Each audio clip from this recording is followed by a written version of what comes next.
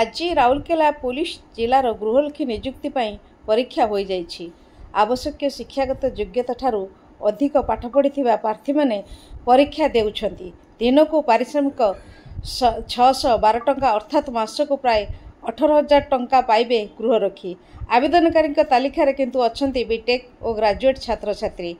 22 थाना रे आवश्यक 107 पदवी पई आवेदन करिसेंती 9,061 प्रार्थी।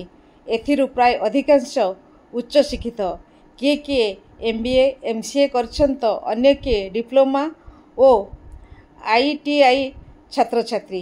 परीक्षा 7:30 आरंभ हो 9:30 पुलिस जिले रे 2025 होमगार्ड नियुक्ति पाई रिटिन एग्जामिनेशन होता। यही रिटिन एग्जामिनेशन रे आज 2टा सिटिंग थिला। गोटे हूँ क्वालिफाइंग ओडिया प्रबंध लिखन एवं जीके। यही परीक्षा रे सर्वमोट पाखापाखि 9,061 परीक्षार्थी परीक्षा देले। परीक्षा मध्य शांति श्रृंखला भाव में परिचालित है।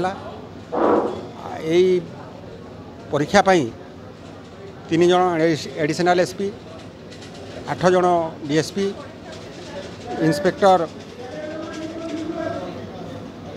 17 जन इंस्पेक्टर, सब इंस्पेक्टर ASI 96 जन, 10 प्लाटून फोर्स एवं 100 होमगार्ड यूटिलाइज होते। परीक्षा शांति श्रृंखला सहित कंप्लीट है।